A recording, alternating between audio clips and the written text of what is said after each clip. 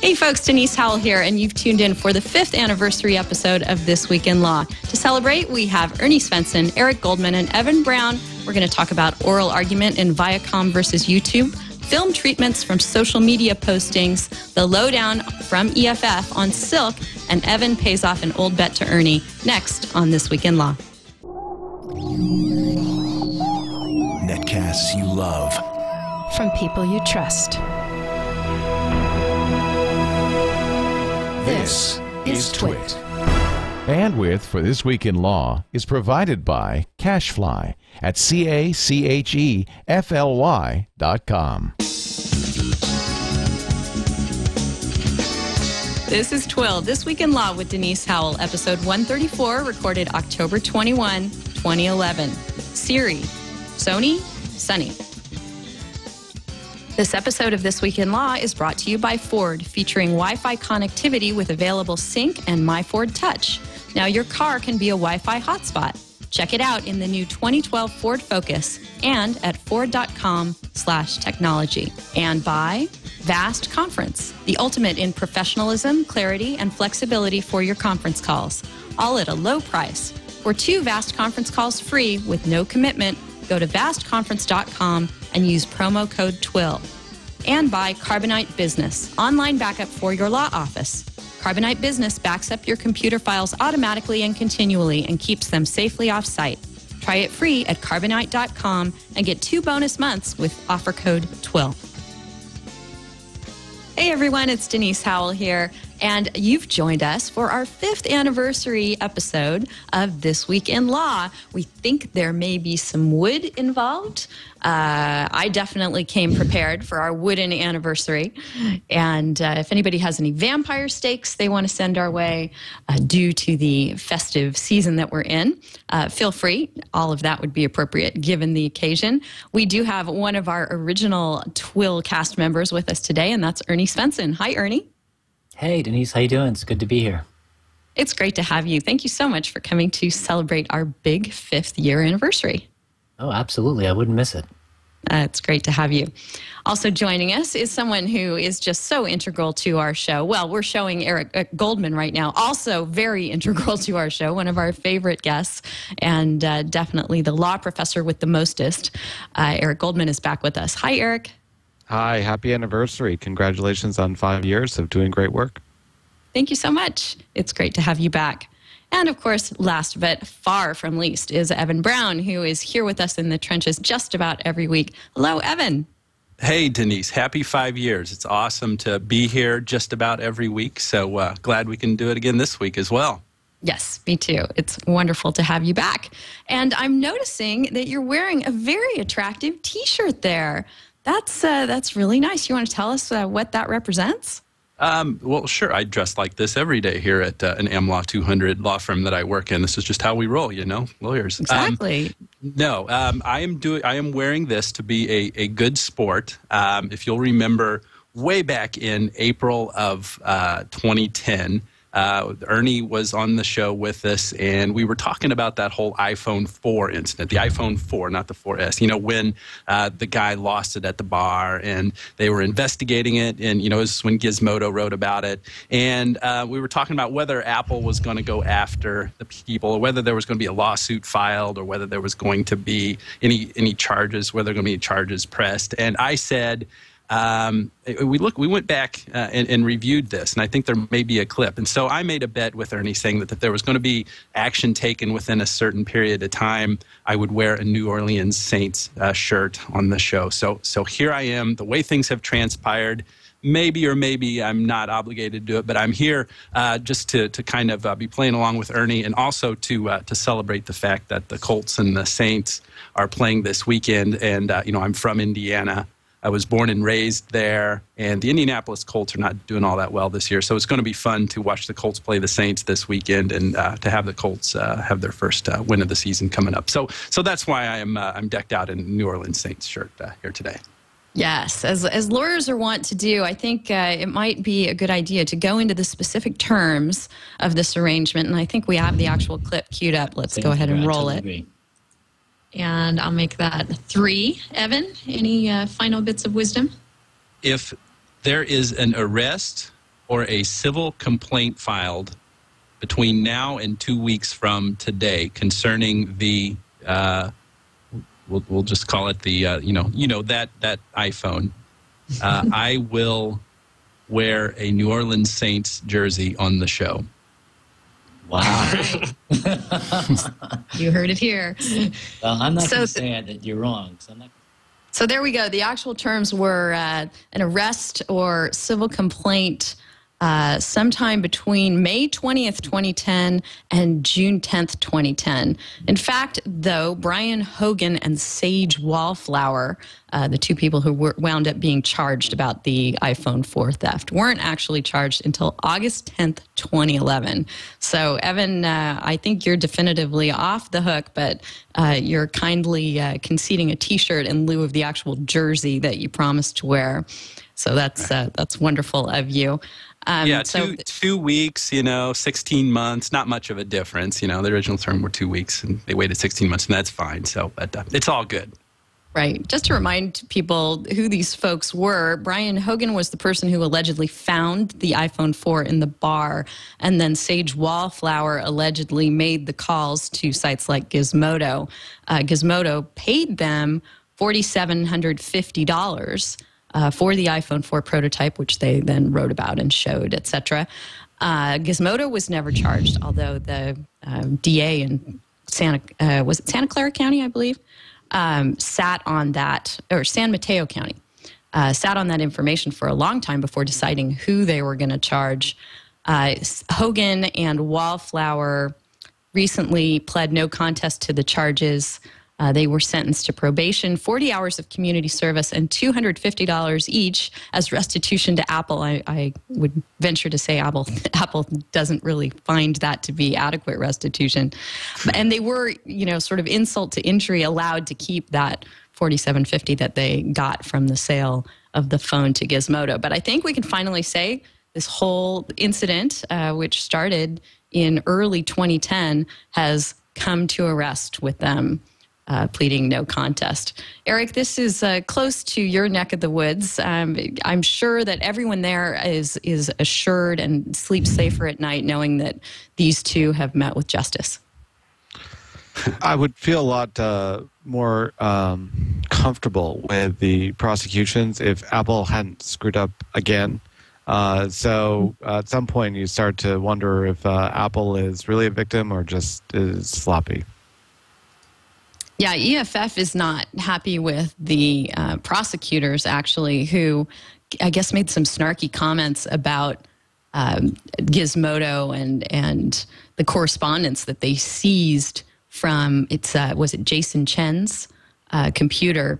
They jumped in and without any reason to really comment on it, called those exchanges juvenile.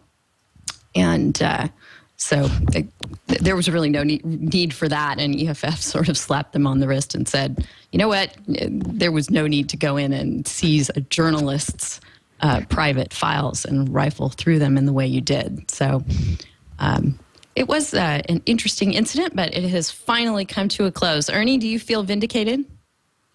I wasn't really looking for vindication or to force Evan to wear clothing that represented the team he doesn't support. I'm not in favor of that, but I admire his goodwill and gamesmanship, so that's a tribute.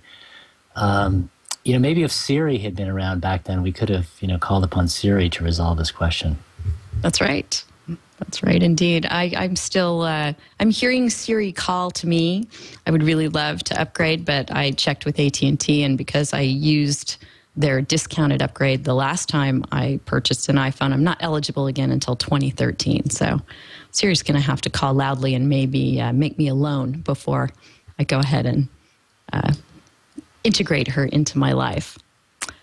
One thing that has happened recently that is super interesting, and again, the resolution of something that's been pending for some time. It's not a resolution, but it is a big event toward the resolution of the Viacom versus YouTube billion-dollar damages litigation, is that the Second Circuit held oral argument in the case.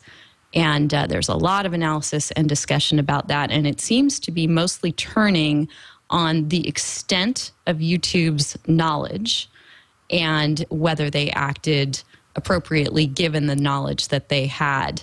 Eric, are you nervous that this case is going to get overturned and the safe harbor that it was Judge, let me get his name right, Louis Stanton in New York from the district court there, found applied to YouTube? Are you worried that's going to get taken away? I thought that the judge wrote a very reached the right result, but I think that the opinion cut some corners analytically, and it left open the possibility that the Second Circuit will find some of those gaps significantly deficient enough to make the judge try again. So I think a lot of it depends on how the judges evaluate the lower opinion and think that the gaps need to be cured, if at all. I'm hoping that the Second Circuit will reach the same conclusion as the judge at the district court. I think the district court got it spot on. I also think that it's quite confusing that this case continues to drag on. I just don't understand what Viacom is looking for, and they are spending a lot of everyone's money to try and get whatever they're seeking. Well, let's see. It was Paul Smith, Viacom's lawyer, who was asked to tell the court on oral argument just exactly what they're looking for. They did discuss damages a bit, and no one was able to quantify those in the oral argument. But he told the court that he had a big ask and a small ask. The big ask involved an interpretation of the DMCA saying that ISPs like YouTube have an affirmative obligation to make sure their systems are clean before being eligible for the safe harbor. Then he asked for the small ask, which meant that the case could be remanded to the district court for more fact-finding, and we might wind up with another decision that went up on appeal again. So it would drag on even longer in that case. Evan, what do you think about the oral argument here? It was that was an interesting tactic that Paul Smith had there, and making this big request, which was kind of asking for the moon and the stars, and then make that what that does tactically is make the more realistic request, going back and doing a little bit more fact finding in what is clearly a very fact intensive case, very complicated, of course. It makes that look much more reasonable. It's kind of like you're setting the judges up to actually make a good decision on what it actually does. So I thought that was an interesting tactic, and it makes a lot of sense, because given the fact that the way the service has evolved over time, the public perception of YouTube and the practical aspects of it are much different now in 2011 than what they were in 2005. So there's been a longer period of time for it to become more normalized, if you will, for people to be more used to it and to be more used to how it actually works. And the dramatic nature of what may have been some infringement going on, direct infringement, seeding the service with some infringing materials at the beginning. The more we get away from that, the less bad that becomes. And so if we're going to go back and just focus on those things, it seems like something much more likely for the court to actually do. So interesting tactic, and it very well may work. Who knows? We'll just see what the judges say. Eric, it seems from the coverage of the oral argument I've read, I would have loved to attend. It was in New York, so difficult for us to do that. But it really looks like it must have been fascinating. And it seems like Google really stuck to its guns on noticed being the only efficient way and the only legal obligation they have under the DMCA to be able to determine that infringing materials on the site. And Google, I don't know how much it came up in argument. Obviously they do way more policing now with their video identification system. But they contend that they're not obligated to do that. They're just going above and beyond. And Viacom's lawyers kept saying, it's just not enough. Notice is not enough. If you go and for example, in his closing statement, the lawyer for the plaintiff class argued you can go in and type "Let's Fall in Love," and YouTube will give you up to 50 recordings of that song, which Viacom owns. They obviously have the means to find it in order to serve it up to you. How do you think the court's going to deal with this notice is sufficient argument? The statute has two different ways that a service provider can have notice. First, they can have, quote, actual knowledge. And one way of reading the statute is the only way for a service provider to have actual knowledge is through a takedown notice. The other is that there's what's called the red flags of infringement. Infringement would be obvious on its face if anyone chose to look at it. And so the idea is the service provider is looking at their website and they look at something and say, oh my God, that must be infringing. And at that point, they can't simply turn tail and ignore it. I've taken the position that there is no such thing as red flags of infringement anymore. Because of this case, we saw that Viacom was seeding YouTube's database with clips that it was posting itself, in some cases trying to mask the origin of them. And when they brought the complaint twice, they were unable to figure out what they actually had posted themselves versus somebody else posting. So I don't think there is such a thing as red flags of infringement anymore. If that's the case, then the only thing that's left is actual knowledge. And I read the statute to say takedown notices are the only way to get there. So I actually think YouTube's position is a good one. However, if that were the only thing YouTube were arguing, I think that would ring hollow on judges. They would say, you're seriously saying you'd have to do nothing and sit on the sidelines, just wait for the notices to occur? But YouTube does so much more than that. I think that the combination of YouTube's argument plus their actual practices could very well be sellable. Right. Do you have any idea, having not combed through the entire appellate record on this case, whether YouTube's affirmative steps that it's taken since this case was filed in 2007, are they part of the record or are they outside it? I'm not sure I understand the question, but in the summary judgment motion that Viacom filed, it put in footnote number 1 saying everything after May 2008 we think is fine. YouTube deployed adequate filters at that point. We're not complaining about any behavior since then. So I don't know what that does to the record because Viacom would be able to say whatever they did after that is irrelevant because we've already stipulated that we're fine with their behavior then. Ernie, what is your gut reaction to all of this? My gut reaction is that whatever Eric said sounds pretty good to me. Whatever Eric says always sounds great to me, yes. Yeah, it always sounds great, and it sounds especially good when I hear it live.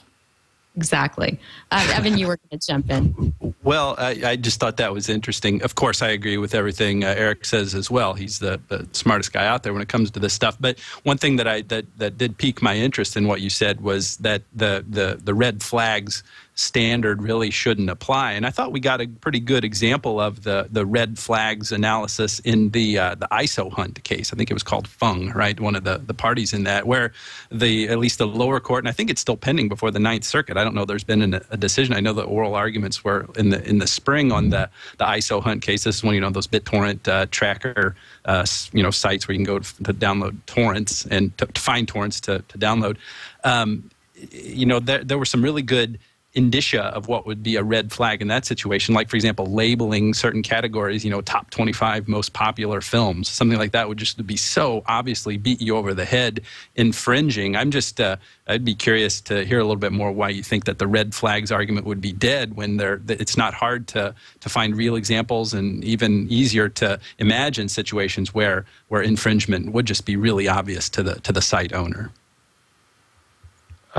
So, Denise, do I get to go tete-a-tete with Evan here, or is that... Yes, absolutely. Jump in. I hear you, Evan, but I think there are two different issues. First, there's the issue of metadata that the site provides, things like top lists or navigational structures. We're going to divide all of videos into the comedy versus the drama versus the how-to videos. And I think trying to assume red flags of infringement based on setting up metadata both discourages service providers from putting metadata in place, and is really at best a proxy for the underlying quality or character of the video. It's, at YouTube, plenty of the videos that are most popular are all the viral videos that have no tie to one of the commercialized copyrighted clips. So I think the metadata argument doesn't work, but I definitely would point out the problem with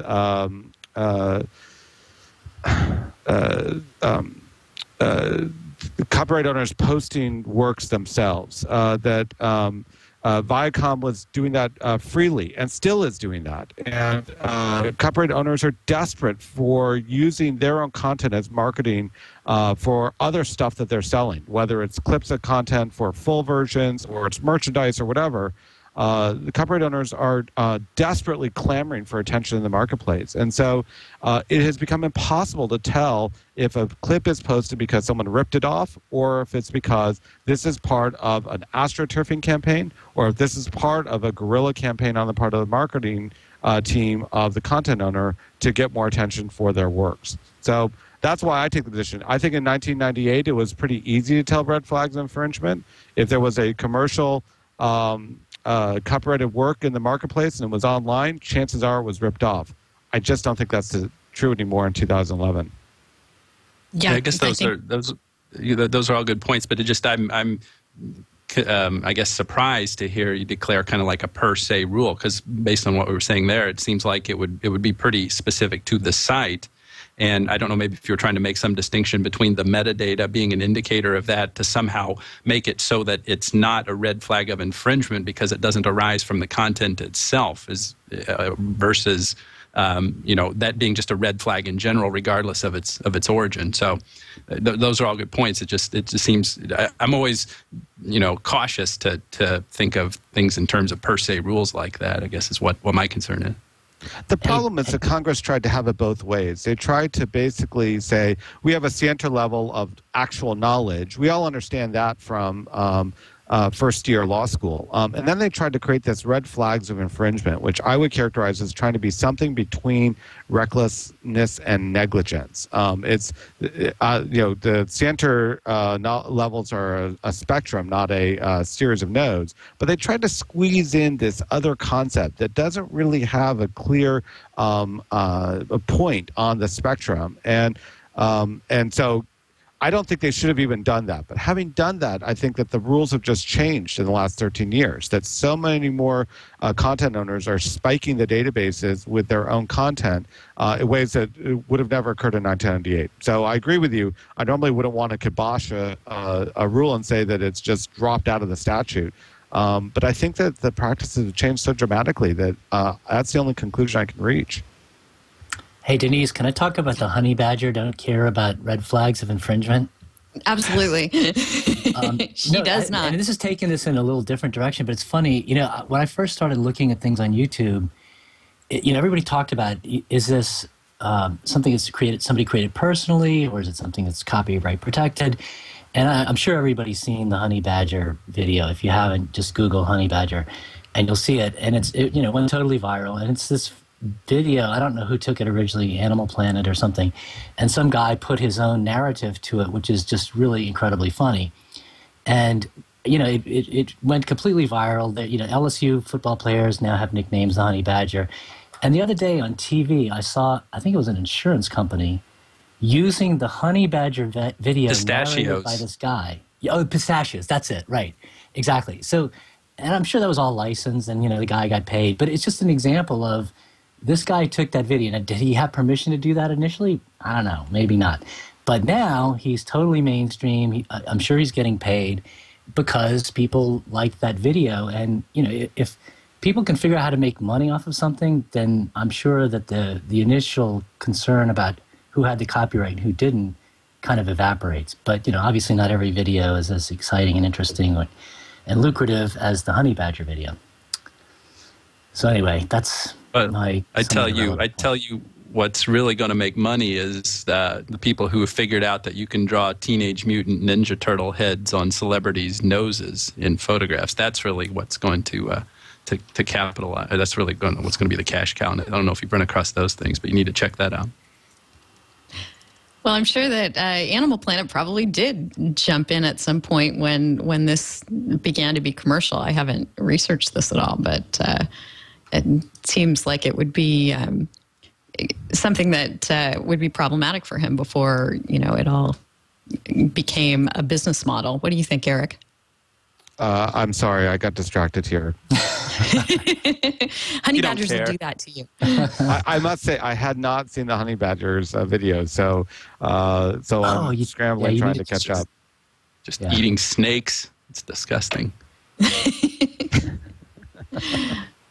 All right. Well, now that we've devolved down that honey badger hole, I did think, Eric, in light of what you said a minute ago, it was interesting that the lawyer did toss in YouTube's current conduct as something to the court's consideration of this appeal when they went in and said, hey, you should go back to your chambers and look for Let's Fall in Love and see what you find, because they've stipulated that everything after 2008 is okay. That sounds like dirty pool to me, doesn't it to you?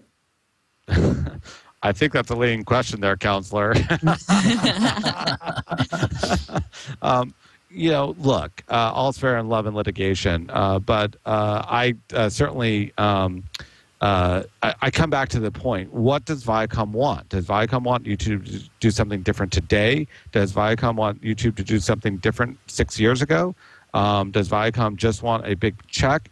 I don't get it. And so, trying to get the judges to take a look at YouTube circa today when they're not complaining about YouTube today, I think further reinforces my puzzlement about what they want and why they're trying to, what the point of their litigation is. Okay, well, we've got lots more to talk about today. We're going to time travel back to the Roman Empire and think about copyright considerations affecting that. We're going to talk more about privacy and what Amazon's been up to lately. But before we do that, I want to welcome back as a sponsor to the show, Ford. We love all the technology that Ford is putting in their cars. And one of the latest technologies from Ford's Sync with My Ford Touch is Wi-Fi. I can't tell you how excited I am to hear this. I've actually been waiting for Wi-Fi to be available in a vehicle. And now I have a good selling point for why I need to trade my car in and go for a Ford. This feature can turn your car into a Wi-Fi hotspot, giving you and your passengers internet access for up to 5 devices at once. And if you've ever had folks in your car wanting to use an iPad, wanting to not have to use a cellular network for connectivity, this is just an incredible bonus. Here's how it works. You establish an internet connection to the Wi-Fi hotspot by plugging in a portable wireless access card from one of the wireless carriers into a USB port located in the center armrest console or the glove compartment or under the radio, depending on the model. Or if you have a BlackBerry, you can connect to the hotspot wirelessly via Bluetooth. Next, you connect up to 5 Wi-Fi-enabled devices to the hotspot using a secure password, and you're in. Now you and your passengers can access music, browse the internet, download apps, or play games via Wi-Fi. They can connect their laptops, tablet, mobile phones, or other internet devices to the hotspot, up to 5 devices at once, all without an additional subscription or expense. Ford Sync with My Ford Touch featuring Wi-Fi connectivity is available in the 2012 Ford Focus. You can learn more about this and other technologies Ford is bringing to its vehicles at ford.com/technology. So thank you so much, Ford, for your support of This Week in Law. Let's go back to the Roman Empire for a moment and talk about that for a minute.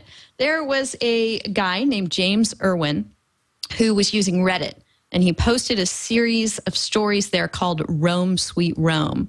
And they became quite popular and got a bit of buzz. And Warner Brothers came along. And I'm sure James Irwin was thrilled to hear from them because they wanted to buy the rights to make a movie out of his story, which I think is now its working title is When in Rome. And Eric Gardner, our good friend over at The Hollywood Reporter, who's been on the show many times, thought this was interesting because he went and looked at the Reddit terms of service, which include, of course, as do so many social sharing sites, the provision that James granted Reddit a non-exclusive worldwide sub-licensable license to anything that he might post there. So we've discussed this before on the show, and this is a nice concrete example of how artists who would like to be able to grant an exclusive license to their works, as I'm sure Warner Brothers would like to have and thinks it has, if you go and you read Eric's report on this, may actually have problems because they have licensed their work in a very broad and general way to the social site where they posted it. So Eric actually talked to Reddit's lawyers who found this issue interesting and intriguing and went ahead and conceded, yeah, we probably have some rights in that submission. And Warner Brothers, of course, thinks otherwise and said basically, don't worry about it. We've got the exclusive rights. So I just think there's a conflict there, and it highlights this really large issue of the overbroad terms that are present in a lot of the social sharing sites, and the larger issue of the enforcing contracts that people don't really read, and how that happens all the time in various contexts online. So, Eric, did you take a look at this? And do you think Warner Brothers is right that they have the exclusive rights in this?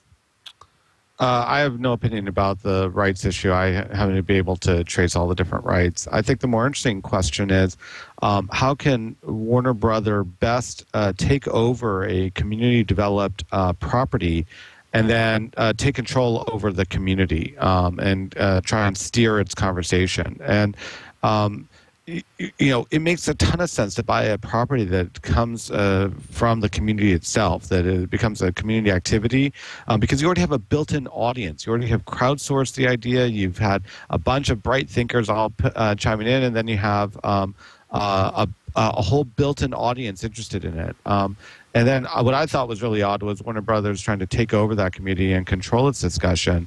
That to me seems like a very illogical step.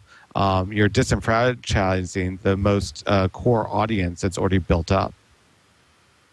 I'm really worried about business models that are based on these overbroad user-generated content licenses that folks just don't read and they don't realize. There have been a lot of people who've abandoned TwitPic because it has this partnership with When that enables it to sell the people's TwitPic photos to When without any compensation to the folks who posted the photos there themselves. And I can envision all kinds of lucrative and streamlined and legal, based on these terms, and perfectly evil business models where you wouldn't have to have an exclusive partner like When and TwitPic. You could just sort of offer a smorgasbord, whenever there's an interest in some bit of user-submitted content, someone could come in and make a bid, and the site could say, sure, go ahead. We have the rights to that, and we can sell it to you. Ernie, are you worried about this too? Well, I'm worried. I guess I would be worried about it if I understood better what it is that the sites are trying to achieve by these very broad license grants. And I guess, when I think about it, it seems to me the legitimate reason, and I'm speculating, but the legitimate reason might be, well, you don't want to get sued for using content in a certain way that's not really burdensome to the user, in your opinion, as the site owner. So you try to craft something as broadly as possible to immunize yourself from that potential litigation. Then later on, maybe you come up with a business model and you say, oh, well, great, we've already got these very broad, non-exclusive rights, let's make money off of it. But then that rubs up against something else that happens, and now you've got a conflict. And I don't really know what they're trying to achieve, and it might be something specific, or it might just be trying to avoid litigation. I really don't know, but it's obviously causing problems, and I don't really know how it would ever get fixed, because trying to keep those sites from crafting very broad user agreements that they know people aren't going to really read doesn't seem like a practical reality. So the story that Mr. Irwin wrote was about time-traveling Marines who go back to battle the soldiers of the Roman Empire. And I'm sure there are lots of folks in the online community who would like to send those time-traveling Marines after Sony, who purported to force users into binding individual arbitration and waiver of their class action rights with the fine print in one of their mandatory system updates for the PS3 recently. The only way to opt out of this was to send a written, as in on paper, letter by mail to Sony within 30 days of the update taking place. Now, you can imagine that probably not too many people caught that and did it. Evan, do you think this kind of agreement is actually enforceable? I don't see why it's not enforceable. There's plenty of grist for the mill of discussion about the proper formation and enforceability of online contracts, whether they be click wrap agreements or browse wrap agreements. I know that Professor Goldman has written about that fairly recently, just this week, or at least there's been some content on his blog about that. I think Venkat wrote about one of those cases. So, setting aside the question of the mechanics, let's assume that the users actually had the opportunity to read these terms so that it meets the scrutiny under the Second Circuit's standard in the SPECT versus Netscape case, so they could actually see it, and suppose they, that everything was, what do we call it, non-leaky, so that actually the mechanics of the web architecture, the platform, made it so that they did assent to these terms, and that assent is demonstrated. Setting that aside, I don't see why this would be unenforceable. There's a question of whether it would be unconscionable. But the parties, the consumers, the end users are not being denied a remedy at all. They're just being denied a certain form of seeking that remedy, and it really, technically, actually, in reality, they're not being denied that at all, because they have to, if they want to avail themselves of the opportunity to engage, or to form a class and do a class action lawsuit, they have to send a letter. That's not all that onerous.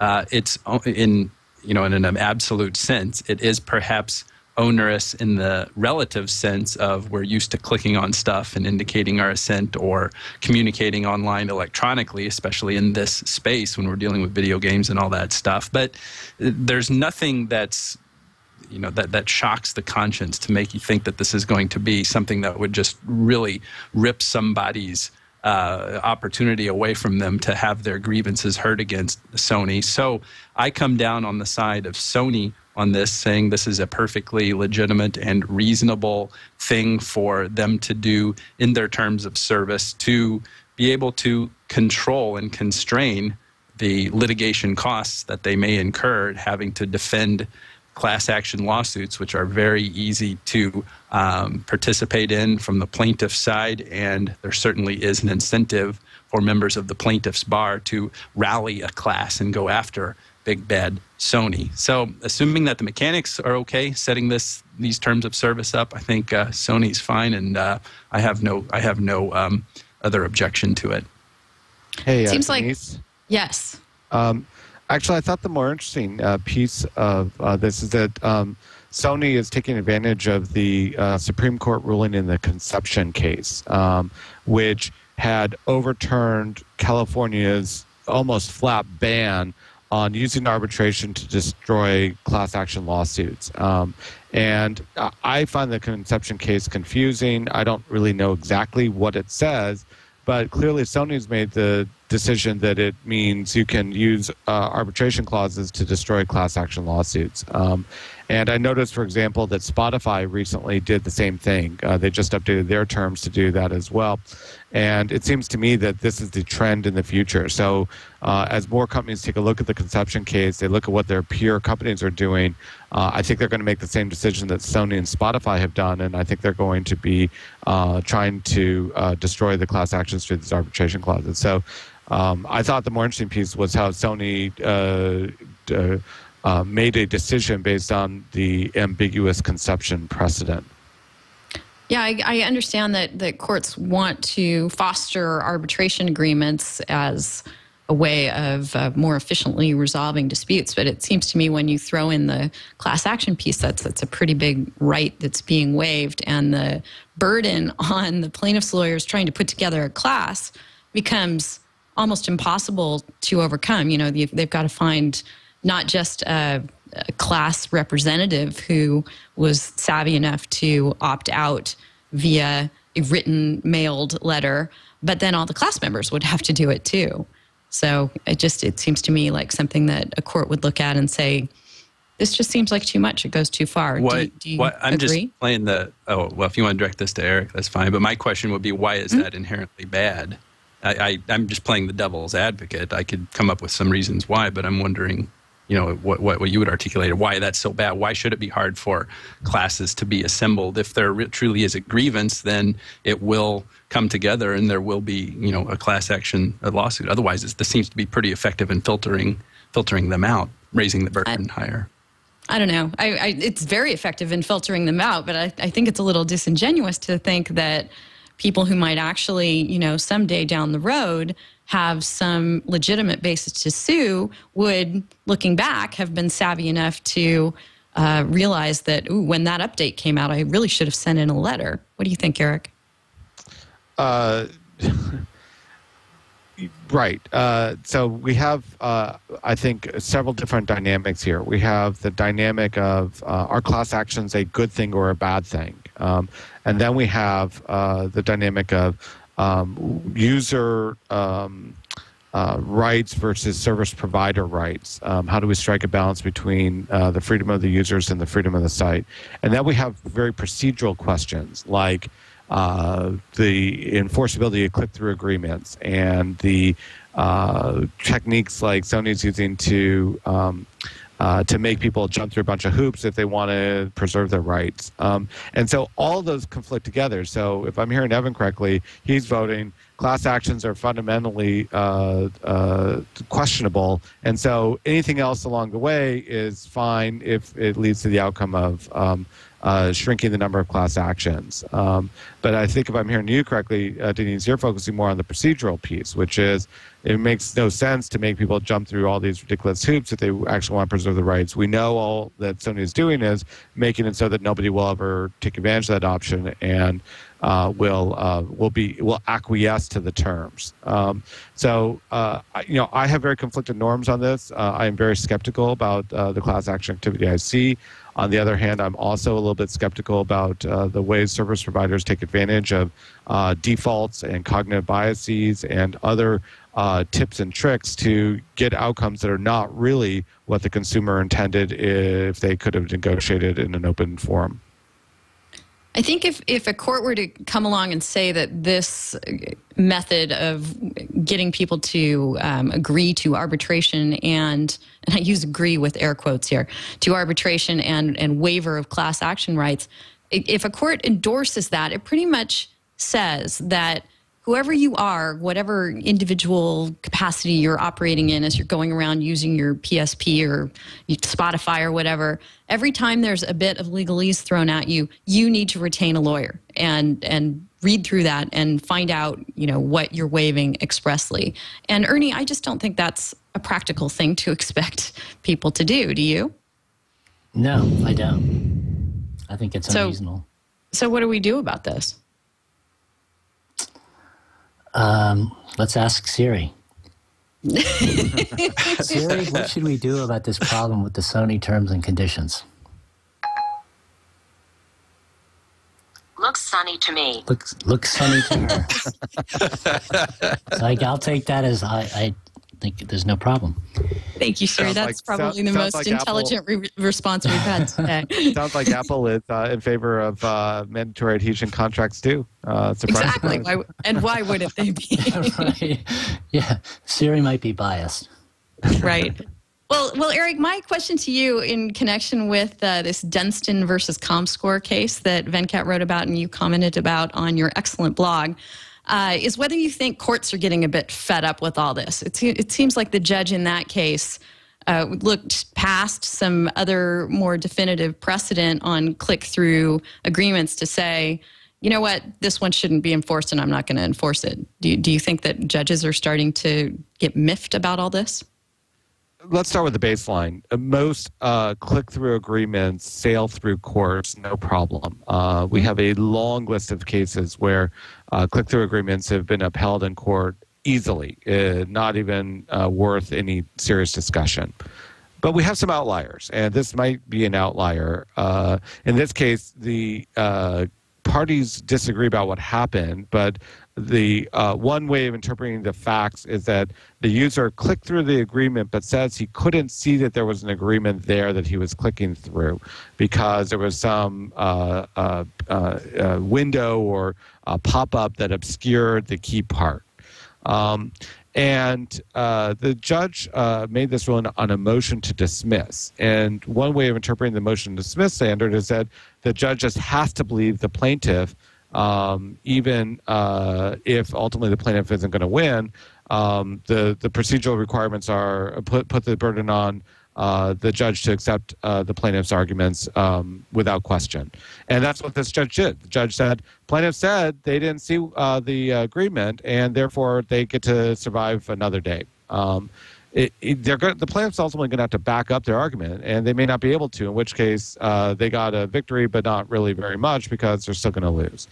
Having said that, I had hoped that the judge would be a little more aggressive because every plaintiff is always going to argue in every click-through agreement, I didn't see that. I had no idea what was going on. And if all it takes is the bald assertion that the plaintiff didn't see it, then these click-through agreements aren't going to be enforceable on a motion to dismiss. And I think that's going to be very expensive and time-consuming for all the parties involved. So I can't tell if this was a judge just being a stickler about the motion to dismiss standard, if this was a judge who didn't believe the defendant and was willing to cut the plaintiff a little bit of slack, or if this is a judge who really didn't do the gatekeeping that we expect. Okay, well, thanks for unpacking that for us. It does seem like a sort of a strange anomaly in the click-through decisions. I'm interested in whether you got to take a look, Eric, at something we featured in episode 131 as our resource of the week, a little bookmarklet called ToS Amend, which purports to take language in agreements that you encounter online, doctor them up as you would like, change them to read, for example, I don't agree that I'm granting you a non-exclusive worldwide sublicensable license, but I do agree I enjoy ham sandwiches. And it sends that back to the server and purports to amend the terms of service that you're agreeing to. Do you think that this kind of thing could work and be enforceable and actually empower users? I did take a look at it. Venkat is actually hoping to write on this subject. I know he's fascinated by it. So, but I haven't blogged on it. I probably won't. It's a fun little thought experiment. It's like those whistleblower movies from the 70s and 80s. Where some activist stands up and the whole union follows behind and says, "We're going to take on the man." So from that perspective, it's a lot of fun to think about. Hey, I could really stick it to the service providers who are cramming these bogus contracts down my throat. So no, it doesn't work. Now the question is, what happens when someone does that? One possibility is that they effectively knock out the contrary provisions of the agreement, at which point they then presumably under standard contract law, there's a bunch of gap filler terms that would fill in whatever got knocked out between the two different versions of the contract. Another is the judge says, you tried that, you knew it wasn't going to work, you still went through, we're just going to stick you with the existing contract. So it strikes me that that's much more likely to be the outcome, that judges are going to say, that's a really funny tool, ha, sorry, you're still stuck with the contract. Got it. Well, thank you for the input on that. We all thought it was pretty funny and interesting as well.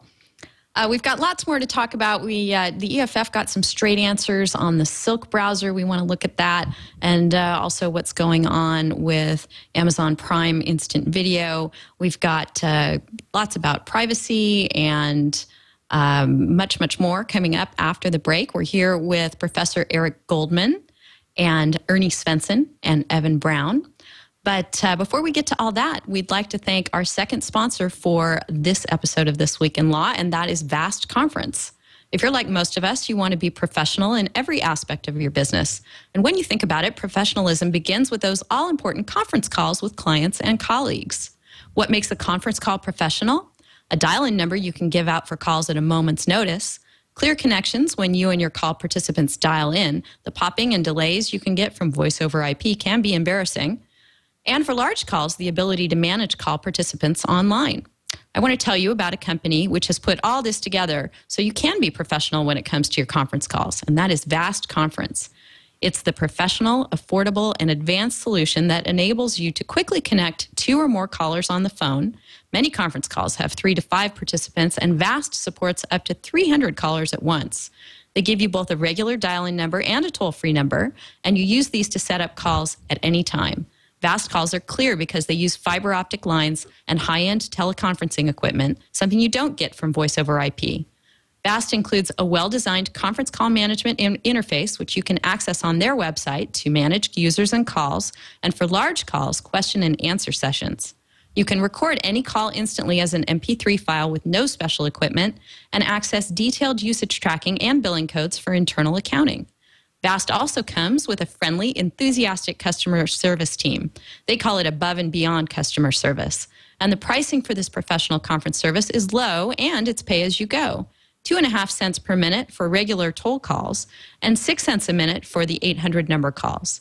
You decide whether to give out the regular call-in number or the toll-free number for each participant and each call.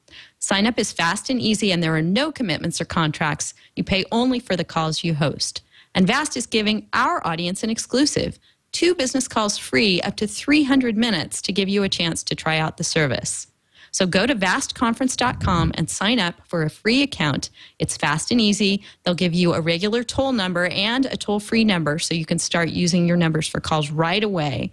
Be sure to use the promo code TWiL when you go, and you'll get your 2 business calls for free. Thank you so much, Vast Conference, for supporting This Week in Law. All right, I want to talk about Amazon because we talked about the Silk browser a couple of episodes ago. They've been monitoring it on Security Now on our network as well.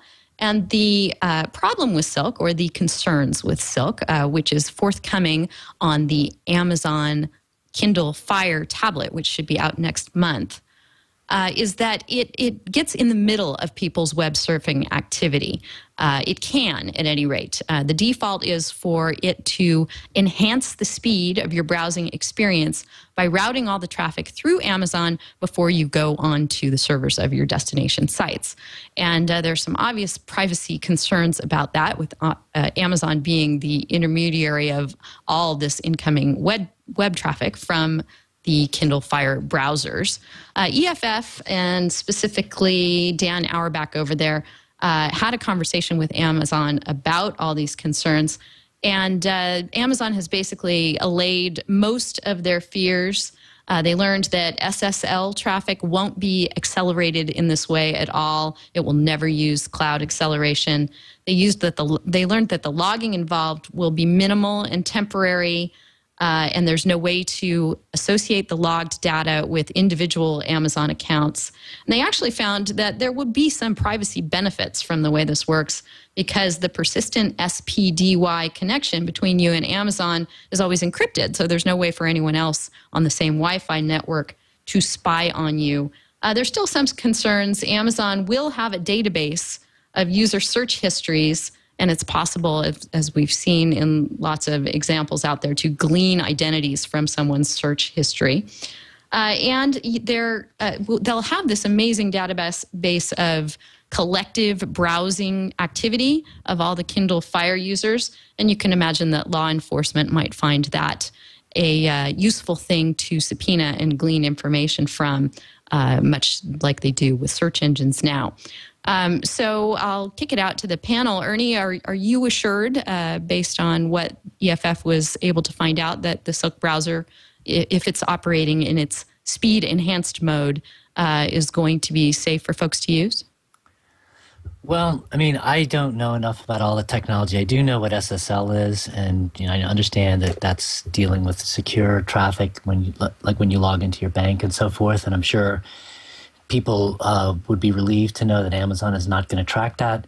What all else they track and how their SPDY technology works, I'm not really sure. But if the EFF has many of its concerns delayed, that's a good sign because they are pretty tech savvy.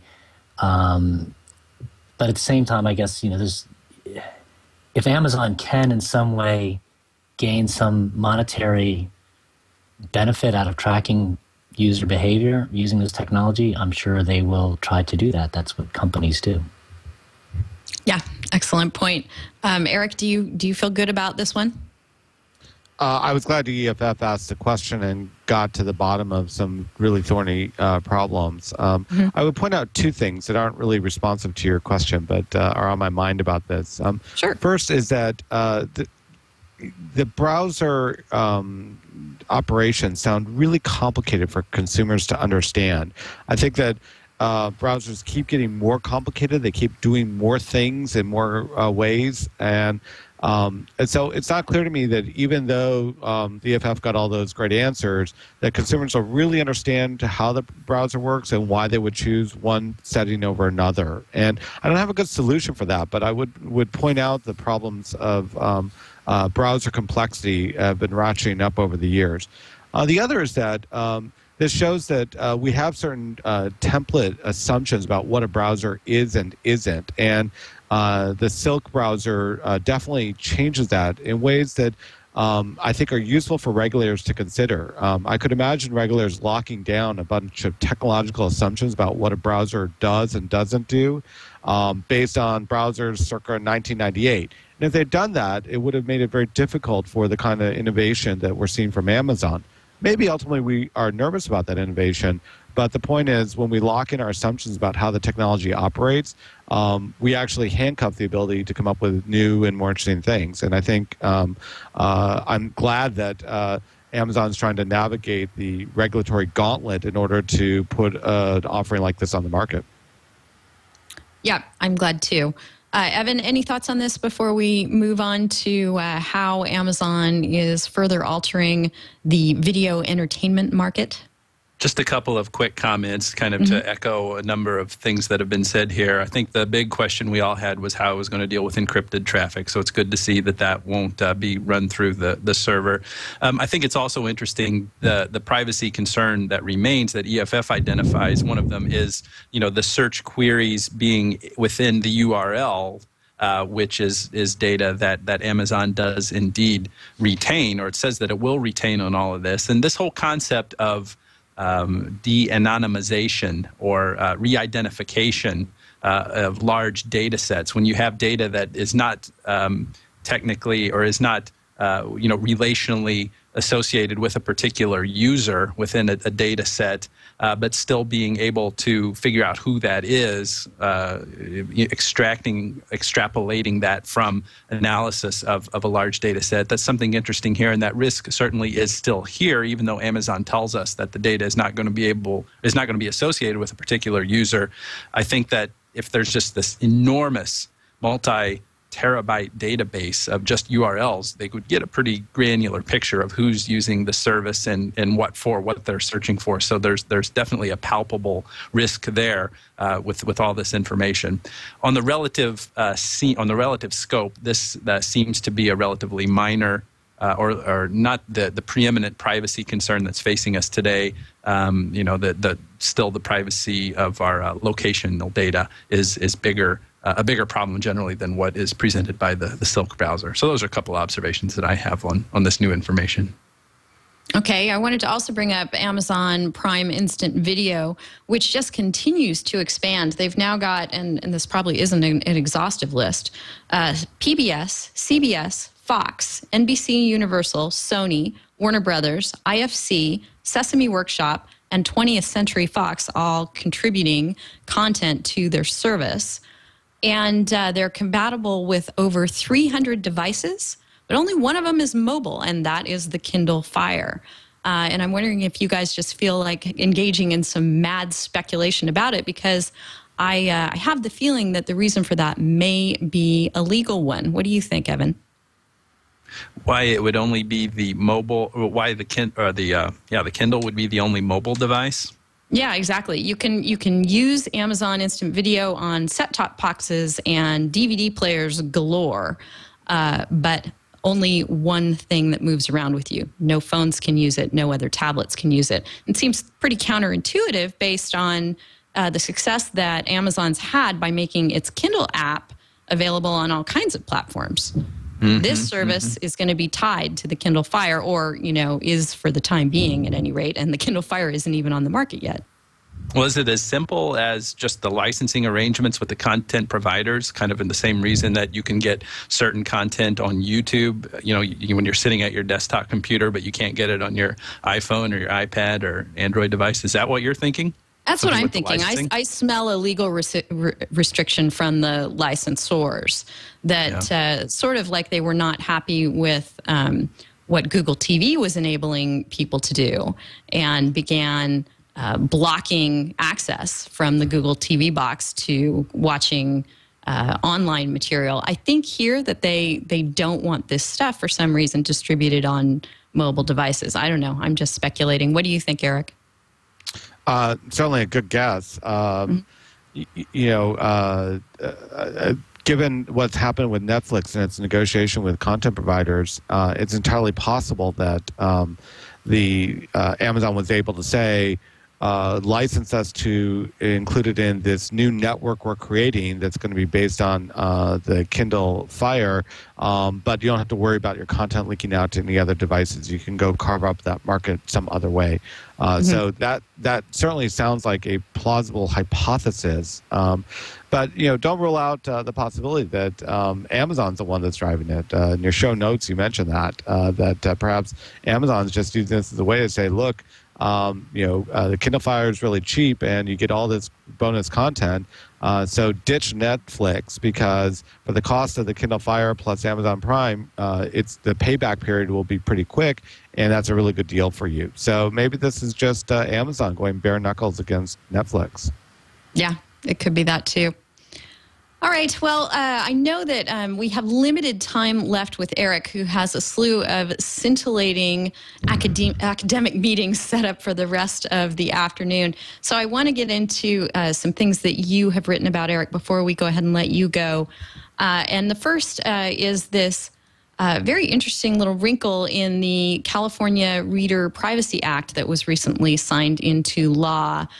You think that we were talking about people needing to retain lawyers in contexts where they might not otherwise think to, that this Reader Privacy Act might actually impact bloggers. Can you tell us about that?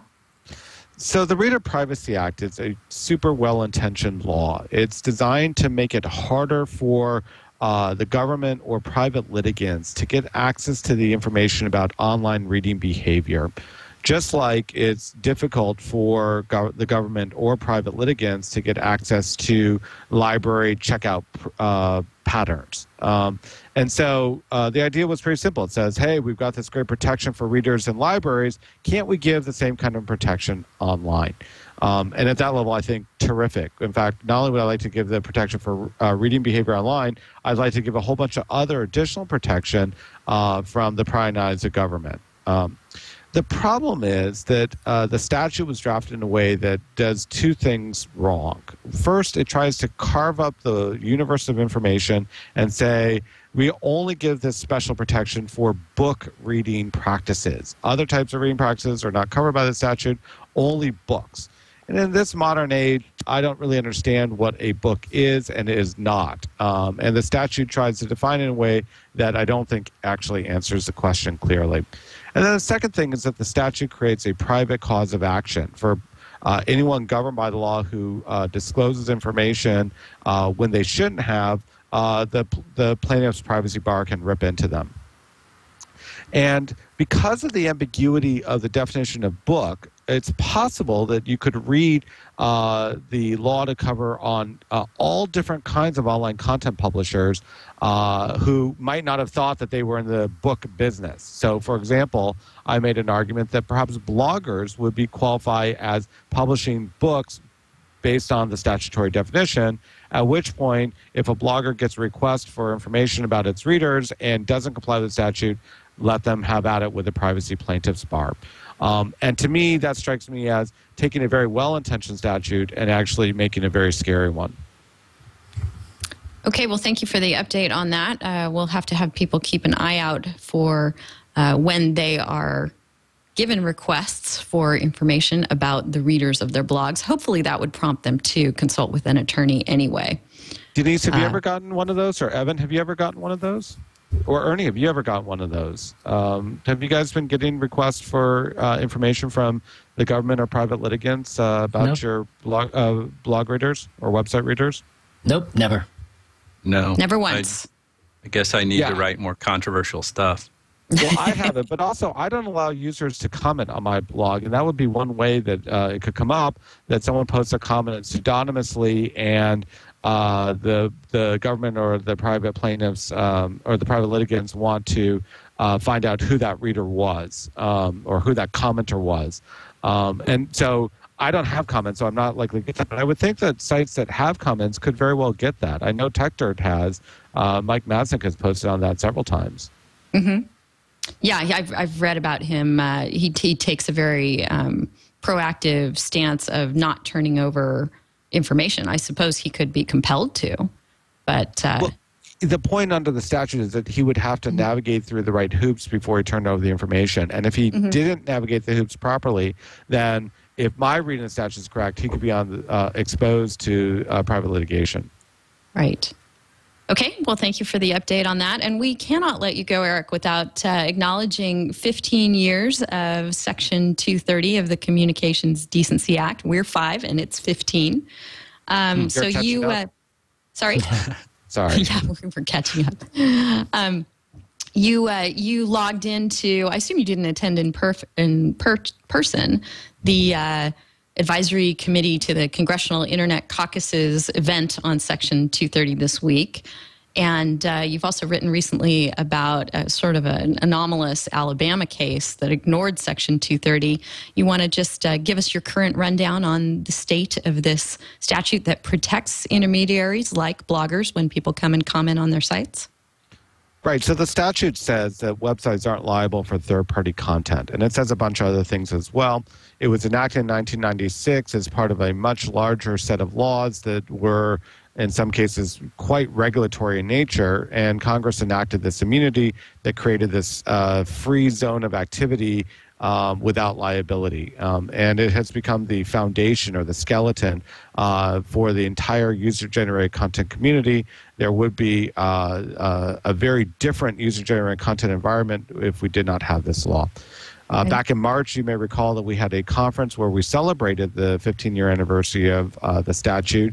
And in the Silicon Valley, we talked about the kind of innovation that it created, and we talked about the threats that were being posed to that statute. The conversation in D.C. was quite different. First of all, and this is my inferred perspective, obviously I wasn't there, the level of experience or sophistication with the law was lower than what we had here in Silicon Valley. We have a whole industry that's built up around 47 U.S.C. 230, but in D.C. it's just another law. So we were able to have a much faster start in the conversation, I think, than they were. But the real thing I thought was interesting is that in D.C., a lot of the discussion that was there was the back patting, hey, great job, dude, type of conversation that people who manufacture legislative sausage engage in. We didn't have any of that at our conference, but at least half of it was the winks and the nods to everyone else in the room. You did a really good job over there. Nice job. Good work. Mm-hmm. Wonderful. So how about this Alabama case that decided Section 230 didn't apply? Well, it didn't talk about Section 230, and that to me is failing most likely of the lawyers. Although my understanding is that there may be some external intervention into the case to help make sure that if the case goes up on appeal that we get it right. But the basic argument is that by not deleting user comments, we could infer malice for purposes of defamation law, that the site operator, in this case it was a MySpace page, so we don't think of them as a typical site operator, but in this, for kind of reducing it to its minimum, the site operator didn't delete comments, knew therefore that those comments were being published, and therefore we could infer malice against them. To which the starting point is those comments should be irrelevant for any legal purposes based on the statute. And by not connecting the dots, I think the judges missed something big. I'm hoping that the case gets appealed, and that on appeal, the court will understand that when we're looking at the MySpace page operator's liability, they're liable for what they said, and we might conclude that what they said was improper. But we can't infer anything else based on what they did with user comments. That's categorically off limits from a legal standpoint. All right. Well, Ernie and Evan are both in time zones where they have already had lunch, but you are not, Eric. So we're going to go ahead and let you go and grab a bite before your busy afternoon. We really appreciate your being here with us today. Oh, it's always a pleasure. And again, congratulations. I've lost count of the number of times I've been on TWiL, but it's always a pleasure. Love doing it. So once again, thanks for having me. We love having you too. And we're going to feature at the end of the show your wonderful third quarter post wrapping up everything that has happened in technology law this year. So just to give you the heads up that that's coming while you're off dining. And in the meantime, folks can always go check out Eric's wonderful blog at blog.ericgoldman.org. He's on Google+. He's on Twitter, Eric Goldman, both places. Anything else you want to plug before we sign off? No, but I do want to say thank you, as always, to Evan and Ernie for letting me rub shoulders. Also a pleasure. And thanks very much. Same here. Enjoyed it. Yes, right on. Great. Thank you, Eric. We'll let you go. Okay, bye-bye. Bye-bye. All right, so we've got more to discuss. Besides our show turning 5 and the Communications Decency Act provision that we so love, Section 230, turning 15, the Electronic Communications Privacy Act is 25. And according to the EFF, is well past its prime. So we want to get into that and talk about whether and how it should be changed. But we're going to thank our final sponsor for the show first, and that is Carbonite Business, which is online backup for your law office. Carbonite Business backs up your computer files automatically and continually and keeps them safely off-site. You can try it free at carbonite.com. And that's just a wonderful way to make sure that all of your files are secure and backed up. They're backed up automatically and continually. They're kept safe. They're kept in a place where they cannot be damaged or harmed. And the prices start at just $229 a year. And when you're talking about the security of the data for your business, that's a really, really reasonable thing to be able to sleep well at night. It only takes about 10 minutes to get started. And you're going to get 2 bonus months with the offer code TWiL, T-W-I-L. So if you go to carbonite.com, use offer code TWiL, you'll be able to take advantage of that great 2-month offer. We thank Carbonite so much for their support. All right, so we've got the Electronic Communications Privacy Act turning 25, and I can't imagine why EFF thinks that it needs a little renovating after that, all that time. Can you, Evan? Well, that would be in the EFF's. That would be their modus operandi to be complaining about it. That's for sure. Well, I mean, it does seem like when Eric was commenting earlier on how it's difficult to regulate the internet. I think certainly something that's been around for 25 years is not something that we can expect to be able to adequately control online activities today. It's one of the dangers of enacting legislation and then having it persist. Ernie, are you concerned about the changes needed in this act? Well, I mean, I think any act that is being used to apply to internet conduct that's 25 years old probably deserves a close look. And I know that what the EFF was concerned about is that the act should perhaps be reshaped to provide better protection for cloud storage and for tracking of geolocation tracking on your cell phone and so forth. Mm-hmm. So, I mean, it's definitely something that we should look at. I mean, I don't think it ever envisioned what's going on today, and yet it's going to be applied to things that are going on today. I know we may talk about it later, but that Facebook lawsuit that was brought in Louisiana is brought under the Electronic Communications Act, and the claim is that, Facebook is doing things it shouldn't do, and, does that act apply to what Facebook, I mean, it was written before Facebook or anything like it was ever even contemplated. So, yeah, we should probably take a look at it. It was Right. probably written before Mark Zuckerberg was born, I imagine. It's just about right on target, I think. Maybe he was in utero at the time. Yeah. Well, for anyone wanting more information about that, the EFF is doing a lot of activism about this. You can go to digitaldueprocess.org and you can read about the internet companies that the EFF has joined with to advocate for reforms to that act. But let's talk about this Louisiana lawsuit, Ernie, the one about Facebook tracking. This is a class action. Nobody has waived their rights to bring it, apparently, or maybe we'll see that urged at some point. But they are objecting to the way that Facebook tracks users' web browsing activity. Have you taken a look at this, and where do you think this is headed? Yeah, I have taken a look at it, and it's funny. A friend of mine who's a lawyer sent me the link, and I went to Pacer and I downloaded the complaint, and I've been tracking it. I went on today just to see if anybody had responded to it, and they have not. So it's just sitting there. It's in Baton Rouge, in federal court in Baton Rouge, Louisiana. It's brought by a law firm that includes a fellow who used to be the Attorney General of Louisiana, for whatever that's worth.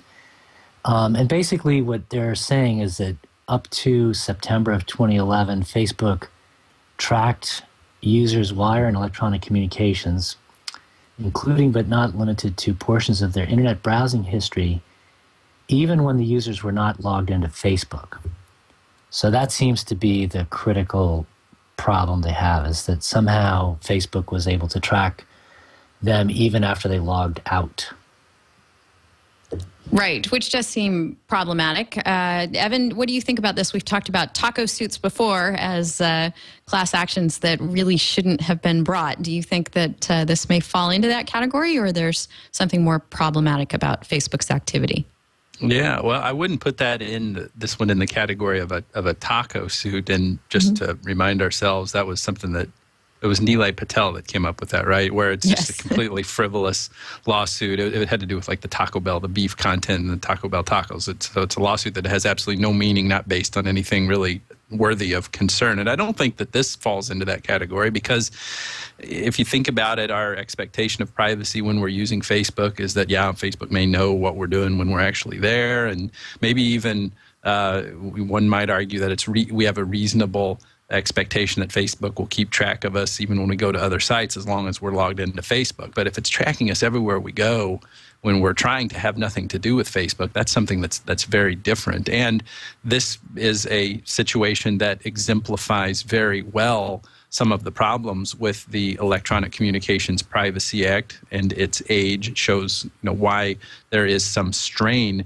in all of this, because of the anachronisms, really. The world of computing was much different in 1986, and some of the definitions that the Electronic Communications Privacy Act gives us to work with just don't make any sense at all anymore. It's really, truly fitting square pegs into round holes. For example, there are two important terms. One is a remote computing service and an electronic communications service provider. So a remote computing service is something, this wacky thing in 1986 nomenclature, where a lot of data processing was sent off to be done somewhere else. A little bit different than the notion of cloud computing or application service providing. So we're just given these weird definitions that are based on mid-1980s technologies that do not contemplate the types of electronic communications, or at least the conveyance of information between a server and a browser and over the web, the kind of things that are the reality now. So there's definitely something that is fundamentally objectionable about this, and it's situations like this where we don't have somewhere in federal law to point and clearly say that this is something that is redressable, under this statute. It's that at best we can say it rouses some sense of inequity in us, and so we have to strain a little bit to actually articulate how it does violate the law. So it's very fitting that we're talking about this in the context of the Electronic Communications Privacy Act, and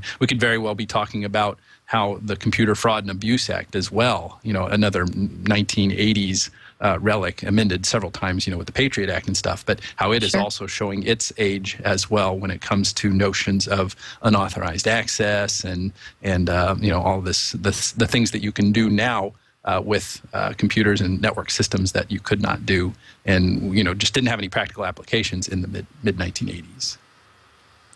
Well, okay, since we're on the topic of Facebook, that class action is pending down where Ernie lives. Up in your neck of the woods, we don't have a class action, but we have the dispute between Timelines and Facebook over the use of the word timelines as we await Facebook's rolling out of that service to its general user base. Timelines has come out and explained the underpinnings of its trademark suit against Facebook, so we at least have some more context for that. Have you taken a look at that, Evan, and do you think that all of this is delaying the release of the Timeline service? Well, it certainly would help explain why the Facebook Timeline service is being delayed. I don't think anybody knows for sure except people within Facebook as to whether this does affect it. Facebook has plenty of other explanations as to why it's delaying the rollout of all this. But this explanation that Timelines gives, it's on the All Facebook blog. They copied it from a blog post that Timelines, the company, the Chicago company here, posted, and you can tell this was written in close collaboration with their legal counsel, which remind you, Denise, it's your old law firm who's representing Timelines in this, so they're doing a good thing. Very well written, a lot of smart people there. They spell out and say it very clearly how unfair this is that Facebook is being so renegade and taking over this, but they also point out a little bit of hypocrisy on Facebook's part about how it has been so aggressive in trying to gain exclusive or exercise exclusive rights in word like, face and book and wall, like and things like that. So it's good to see a principled exposition of it here. And to be honest with you, I think it makes a lot of sense. I would not be surprised if Facebook, when it was deciding what to call this feature of the platform, that it did not think in terms of trademark protection. It doesn't. Facebook, by all intention or by all indications, does not intend to really launch the timeline feature as a product. It's just a feature. It's how you would describe this thing. But Facebook, being such a behemoth and occupying such a space in people's online, taking up such a big chunk of people's online time, it's inevitable that the association that Facebook would make between this word that it chooses and this feature is going to be what is the connection that's going to be indelibly made in people's minds. I suppose it didn't help Facebook either to take away facebook.com/timelines as the page for this company. That didn't help either. So I really hope to see something meaningful happen and give Facebook a dose of reality on its trademark overreaching on this. All right. Well, thanks for the update there. We'll stay tuned, and I'm looking forward to being able to use Timelines at some point and see if maybe there's another class action privacy lawsuit in the offing that that might be coming Facebook's way. We have a great tip of the week for you from our friend Jonathan Bailey at Plagiarism Today. He wrote a post called 5 Copyright Wastes of Time, where he points out that everyone's looking how best to maximize the benefit they get from their work, but there are some copyright ideas that just don't do anything, or in extreme cases actually do more harm than good. And so this is actually 5 tips of things that you should not do in efforts to protect your copyright. First being badges and buttons everywhere. He thinks this is just too much, and they're just a means to generate links back to the companies. They don't really give you much notice or have any legal impact. He says the better approach is to make sure your copyright notice is in check and that it has all of the required elements. Then this is a real pet peeve for me. Number 2, no right-clicked and no select text scripts. So I don't know, you've probably experienced going to a site where you want to copy and paste some text, and you find out you can't do that because they're running a script that keeps you from doing that. Jonathan has tried out something called Tint, which has that feature built into it. It also allows you, if you're not using the anti-copy paste function, to track when your work has been copied and pasted. And he thinks that that is a far more effective way of identifying whether there's a use that you object to and want to do something about. Self-written licenses, he says, are right out the door, and I'd have to agree. It's a really bad idea to try and write your own license. Creative Commons is a great option if you're looking for a license, or, of course, lawyers in general will help you find out exactly how to write a license to the works in the way that you want it handled. Number 4, fake copyright registration services. He warns of these being out there.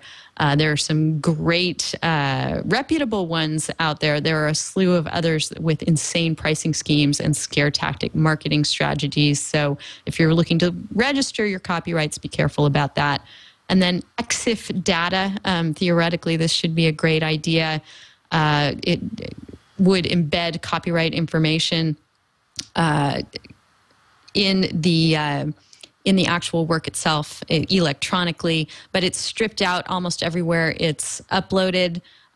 So he says it just doesn't work, and don't rely on that. Instead, look at watermarking with either a visible or invisible watermark if you're trying to put some sort of notice digitally on a photo file itself. So great tips from Jonathan. We appreciate those.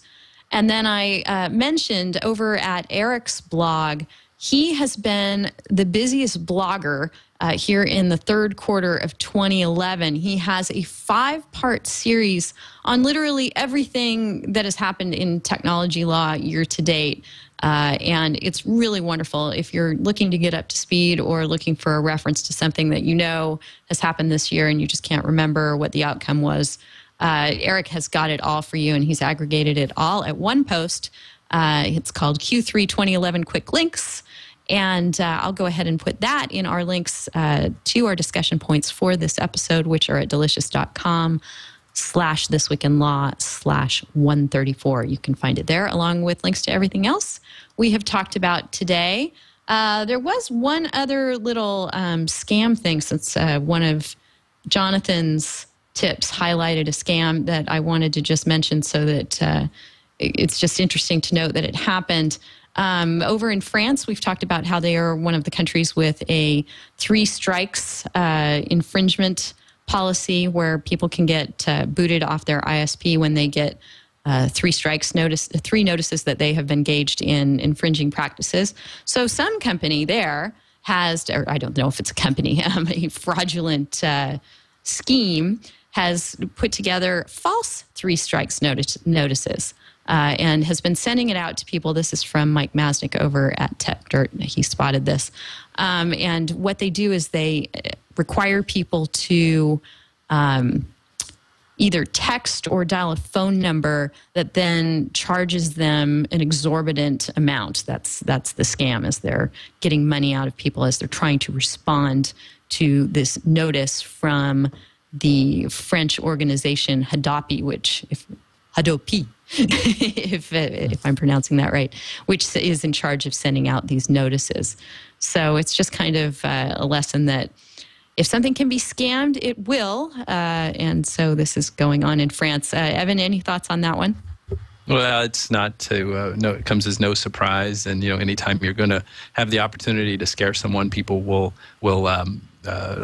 seize upon that opportunity and do it. I mean, I'm not a fan of the 3 strikes policy. I think that and we've talked about this ad nauseum on the show about how, there are due process concerns with all this. I would caution us for thinking that it being susceptible to scamming, as I would caution us against using that too strongly as an argument against the 3 strikes policy.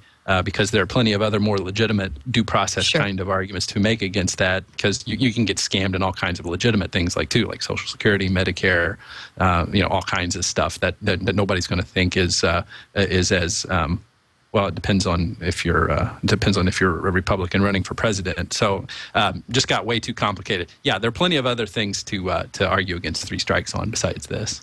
Right. Well, Ernie, at least you always have Siri there. You can always run something by her, find out if it's a scam.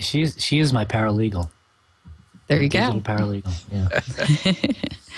All right. Well, I think we're going to go ahead and call this the end of episode 134 of This Week in Law, our 5th anniversary episode. We're so grateful to all of you for joining us here on the TWiT Network for the last 5 years. It's been a thrill and a pleasure to be able to bring this to you. We record every Friday at 11 o'clock Pacific Time, 1800 UTC. You can tune in at twit.tv to watch us there, or of course you can find our shows and all our back episodes at twit.tv/TWiL. And of course, you can subscribe in iTunes and go to our YouTube page. Any number of ways to tune into the show and enjoy this or any of the prior episodes if you're so inclined. And between the shows, you can reach me. I'm Denise at twit.tv. I love hearing from you, getting questions and comments on the things we've discussed and getting ideas for things to discuss in future shows. So definitely hit me up there. And you can hit Evan Brown up at his blog, internetcases.com. Yes, that is there me. He is. And Evan, you've been such a huge part of these 5 years. Just can't thank you enough for joining us and giving us all your insights, not just this show, but throughout almost the entire history of the show. So thank you so much. Well, you're welcome. It's been my pleasure, and thanks for having me around. Absolutely. And you can find Evan on Twitter at Internet Cases there. Wonderful insights both on his blog and wonderful, not just tech law related things, but life related things coming through your Twitter stream that I always enjoy. Thank you. Thank you. And Ernie, you've been there with us along the way almost all the time too, and from the very first show. So thank you so much for coming back with us today. Anytime. It's been a pleasure, and I enjoyed it very much. Evan, thank you for your insights and for your good sportsmanship. I'll be rooting for the Bears this week. Oh, right on. Right on. Thanks. Ernie, your great blog at ernietheattorney.net looks like it got a recent makeover. It's looking very pretty these days. Yes. Dusted off and shined up. Yep, all new and improved. Love it. And of course, Ernie's also on Twitter. He's Ernie Attorney there with many more humorous sides and life insights as well. And over on the Google Plus as well, Ernie Svenson there. So go ahead and find Ernie. He's well worth seeking out. And thank you all so much for joining us on this episode of This Week in Law. We'll see you next week. Take care.